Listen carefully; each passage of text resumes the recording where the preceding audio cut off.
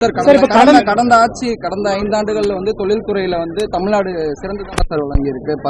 கிட்டத்தட்ட 11% வளர்ச்சி அடைஞ்சிருக்குன்னு சொல்லியிருந்தாங்க கடந்த ஆட்சியில. ஆனா அது ரியல் பொட்டன்ஷியல் இல்லை. தமிழ்நாடு அரசு இன்னும் முனைப்போடு இருந்திருந்தா, அங்க ஒரு வெளிப்படைத்தன்மை இருந்திருந்தா, இங்க பாத்தீங்கன்னா லைசன்ஸ், இந்த பெர்மிஷன்ஸ்ல இங்க இருக்கிற ஊழல் இல்லாம இன்னும் முனைப்போட ஒரு நேர்மையான ஒரு அரசு இருந்திருந்தா அது வளர்ச்சி இன்னும் பல மடங்கு வளர்ந்துருக்குங்கிறது தான் உண்மை. சரிங்களா? அதனால தமிழ்நாடு இன்னும் அதோட முழு பொட்டன்ஷியலை, முழு வளர்ச்சியின் திறனை எட்டவில்லை என்பதுதான் உண்மை. ஆட்சிகள் ஒரு உண்மையான ஆட்சி இல்லை அப்படின்றத ஒரு நேர்மையான ஆட்சி நேர்மை ஆட்சி நடந்து நீங்க சொல்றீங்களா? இல்ல ஆட்சிகள் மாறினாலும் இந்த இண்டஸ்ட்ரியல்ல அந்த மின்வெட்டு பிரச்சனை கண்டினியூ கண்டிப்பா படிப்படியா இங்க பாருங்க. அதாவது இப்ப 60 வருஷமா 2 கட்சிகள் மாறி மாறி ஆட்சி பண்ணாங்க. சரிங்களா? அந்த இதெல்லாம் ஒவ்வொரு விஷயமா நம்ம தீர்க்க வேண்டிய ஒரு பிரச்சனை இருக்கு. இப்போ ஒரு நீங்க மின்வெட்டுன்னு சொன்னீங்களா, அது ஜஸ்ட் ஒரு டிசீஸோட ஒரு சிம்டம் தான்.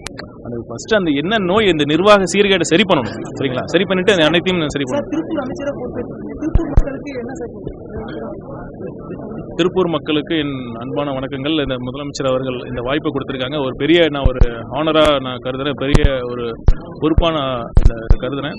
திருப்பூர் மக்களுக்கு நான் ஒன்னே ஒன்று தான் சொல்றேன், உங்கள ஒருவனா இருந்து உங்களோட கோரிக்கையெல்லாம் கேட்டு இந்த அளவுக்கு மக்கள் அரசின் திட்டங்களை ஒரு துரிதமாகவும் நேர்மையான முறையிலும் வெளிப்படையான முறையிலும் உங்களுக்கு கொண்டு செல்வதற்கு அனைத்து முயற்சிகளும் நான் எடுப்பேன்.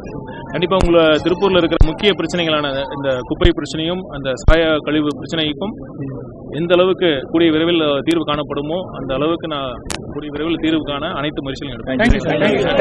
பிளே ஸ்டோர் மற்றும் ஆப் ஸ்டோரில் இருந்து பாலிமர் செயலியை QR கோடு மூலம் பதிவிறக்கம் செய்யுங்கள். செய்திகளை உடனுக்குடன் பெறுங்கள்.